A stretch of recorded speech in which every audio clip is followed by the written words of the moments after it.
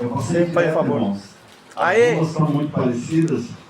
Eu fui parar lá na frente. Mandou um mas GPS. Você para um que é glória ao nosso Deus. Aleluia. Amém? É porque a gente é acostumado a vir aqui e acha que é fácil, que acabei errando.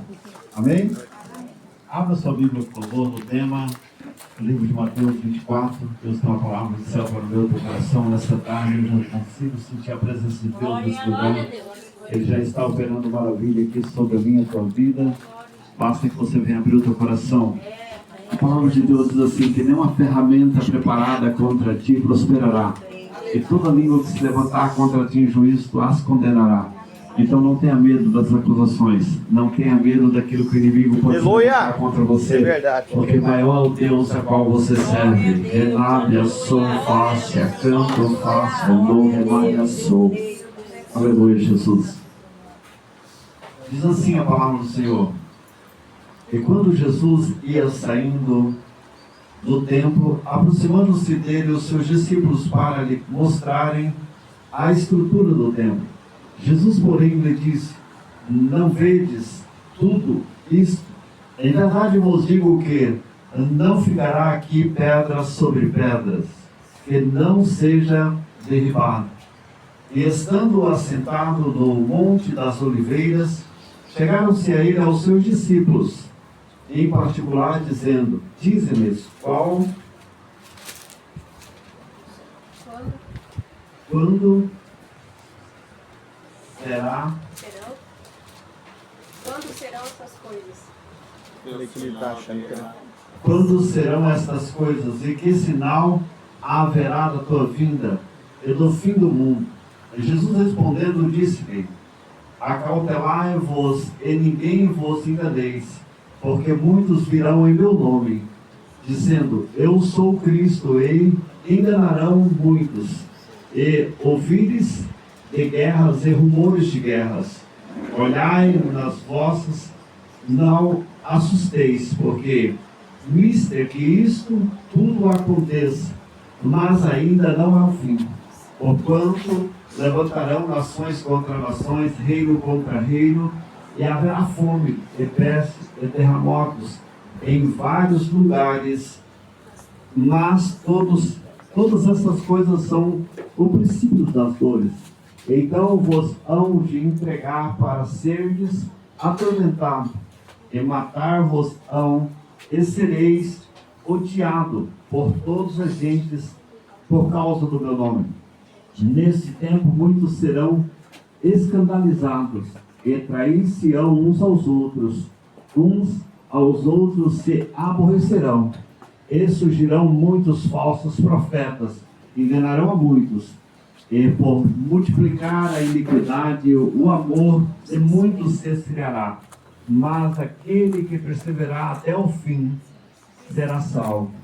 E este evangelho do reino será pregado em todo o mundo, em testemunho de todas as gentes, e então virá o fim. Amém? Coloque sua Bíblia sobre a cadeira, vamos orar sobre esta palavra. Uma palavra bastante forte, olhando teu coração nesta tarde. Feche teus olhos, leve teu pensamento ao céu. Peço para que Deus fale com você nesse lugar. Senhor, nosso Deus e nosso Pai, mais uma vez a tua presença, leve o pensamento ao céu para te louvar, também para te agradecer por esta oportunidade, para te louvar porque tu és digno de toda honra, toda glória, toda adoração e todo louvor. Faça-se presente diante desse altar, também na nave desta varanda. Alcança cada filho teu que entrou por esta porta, tira toda a inquietação, toda a preocupação, tudo aquilo que não provém de Deus, para que eles possam estar dentro da sua casa, de corpo, alma e espírito. Ó Deus, opera maravilha. Se entrou alguém aqui enfermo, atribulado de espírito, saia daqui curado. Mas alcança também esse altar com as mãos poderosas, trazendo a revelação da tua palavra através da minha vida, através do teu Espírito Santo. Fala com a tua igreja, revela o oculto, profundo, escondido, em nome de Jesus. Você sente batendo palmas para Jesus? Amém? Uma palavra bastante forte, a qual fala a respeito da vinda de Jesus, do princípio dos fins. Hoje nós vemos pouco alguém falar sobre esse tema. Mas o mais importante é que eu e você sabemos que Jesus virá para buscar a sua igreja. Nós sabemos que chegará aquele grande dia, o dia da colheita, A palavra de Deus é clara quando ela nos diz que aquilo que nós plantarmos, nós iremos colher. Então, se você tem plantado boas sementes, certamente você vai colher bons frutos. Mas o que mais me chama a atenção é que Jesus, quando ele estava reunido em meio a uma multidão, sempre ele falava com os seus discípulos em particular para explicar aquilo que ele havia falado para a multidão. Eu quero dizer algo para vocês. Às vezes tem uma multidão de pessoas aqui, mas nem todos conseguem entender o que Jesus está falando. Mas você que está aqui é porque ele te convidou em particular nesta tarde para dizer para você que você deve vigiar, que você deve estar atento, porque a palavra de Deus é clara quando ela diz que sem salvação ninguém, sem santidade ninguém verá Deus. A todo tempo o mundo vai estar querendo tirar nós desse foco, do foco da palavra de Deus que é verdadeira. Porque o próprio Jesus diz que ele é o caminho, a verdade e a vida. Mas vai vir outras verdades que serão pregadas para mim e para você. Mas se nós estivermos atentos, afirmados na rocha, nós não vamos ser enganados. Porque a própria palavra de Deus, ela nos afirmou nesta tarde que virão falsos profetas, falsos mestres, a qual virão até mesmo o nome de Jesus. Mas tudo isso é para trazer um despertamento para mim e a tua vida, para que nós venhamos ficar em oração, em constante vigilância e não se afastar da presença de Deus. Se afastar da presença de Deus me lembra de uma parábola a qual Jesus falou que um homem tinha dois filhos esse a qual um deles pede parte da sua fazenda para conhecer o mundo lá fora, para fazer uma grande viagem esta a qual parecia uma aventura, mas ele estava interessado em fazer tudo isso. O seu pai agora vende uma parte da fazenda e dá os bens para que ele vá a essa viagem tão sonhada. Sabemos nós que quando nós temos dinheiro e mesa farta, nós arrumamos e conquistamos bastante pessoas ao nosso redor, mas quando nós passamos por luta, por aflição, por dificuldade, os amigos que batem no teu ombro, que dizem eu vou com você até a morte, esses são os primeiros a assumir. Mas nessa tarde eu quero te apresentar um amigo que jamais ele vai te deixar, jamais ele vai te abandonar. Ele se chama Jesus de Nazaré, e é ele que está presente aqui para te dar vitória. Labrai a sua face. A Bíblia diz que ele chegou em uma cidade, ele conquistou bastantes amigos, ele gastou todo o dinheiro que ele levou da casa do seu pai. Agora ali, depois de um tempo, ele já não tinha mais o que gastar, ele não tinha mais o que oferecer para os seus amigos. E ele pede um trabalho naquele lugar, e um trabalho que foi oferecido a ele foi apacentar porcos. E sabemos que filho de judeu foi escolhido para apacentar ovelha. Olha só o que o mundo oferece para quem sai da presença de Deus. Olha só o que o mundo oferece: se envolver com os porcos, se sujar, se lamear. Mas eu quero dizer para você nessa tarde, você que está na presença de Deus, fica aí firme. Ei, renove a sua firma as estacas, alonga a tua tenda, porque haverá um grande tempo de crescimento da igreja na face da terra. Talvez as pessoas estão achando que a igreja vai diminuir, mas agora vai chegar um tempo que as pessoas virão procurar a igreja, porque eles vão começar a entrar em tribulação, porque vai vir o princípio das dores, e ninguém pode ocultar isso, porque a palavra de Deus está escrito que haverá tempo de guerra, haverá tempo de fome, haverá tempo de dificuldade, mas a igreja do Senhor vai ser guardada pelo próprio Jesus. E é Ele, Renato, é seu, que te trouxe nesta tarde. Agora oferece para ele apacentar porcos. Ele vai, a Bíblia diz que ele sente fome um certo dia, e agora ele deseja se alimentar, se assentar à mesa dos porcos. Eu quero dizer assim, cadê os falsos amigos dele?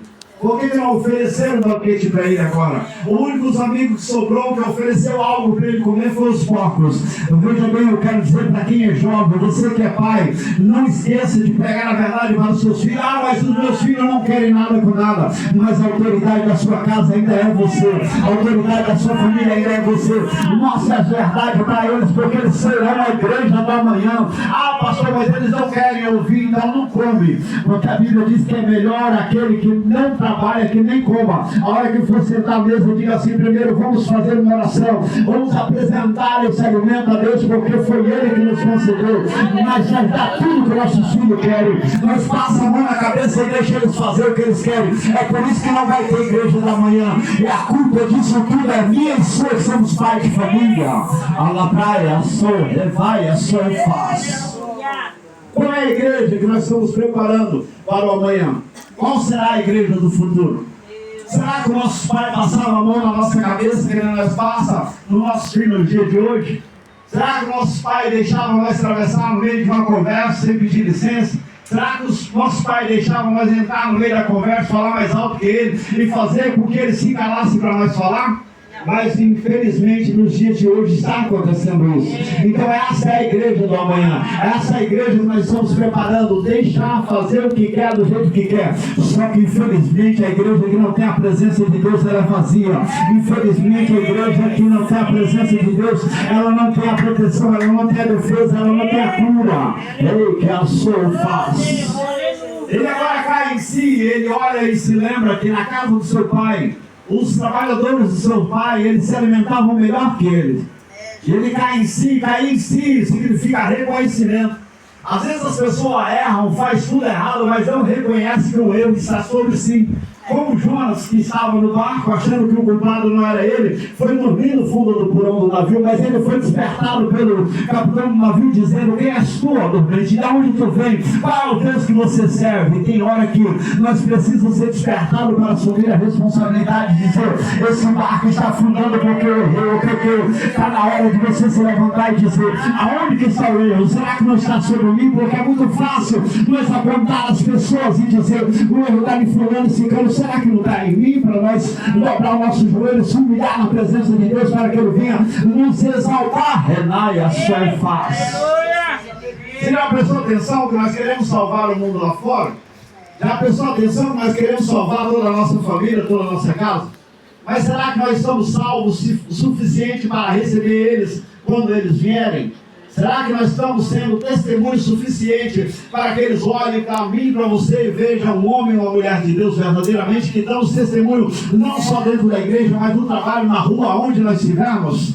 Será que eles vão sentir desejo de estar perto de nós e falar: vou servir esse Deus a qual o pastor serve, a qual a missionária serve? Ou eles vão dizer: para servir a Deus dessa maneira eu não quero? Então muitas das vezes a culpa está em nós. Está na hora de nós fazer uma reflexão e ver aonde nós estamos errando, para que o evangelho de Cristo não seja envergonhado. Agora ele reconhece que ele tinha pecado, mas a Bíblia diz que ele disse: eu pequei contra o céu e contra o meu Pai. Está na hora de eu voltar. Está na hora de eu voltar, de ser que o meu Pai me receba pelo menos como um dos seus trabalhadores. Aleluia. Porque pela realidade, a tradição e a lei deles, quando o filho saía de casa antes que o pai morresse e pedisse herança, ele estava dando o pai como morto. Ele estava dizendo: a partir de hoje o senhor não é mais meu pai, o senhor morreu para mim. E para ele voltar, ele tinha que voltar e entrar descalço na casa. Entrar como um escravo, como um servente, como alguém que não era mais filho. Ele tinha consciência disso. Ele disse: há de ser que meu pai me receba pelo menos como um dos seus trabalhadores. Diga para alguém: você não é escravo. Você não é escravo. Em nome de Você é Jesus. filho. E filho senta na mesa.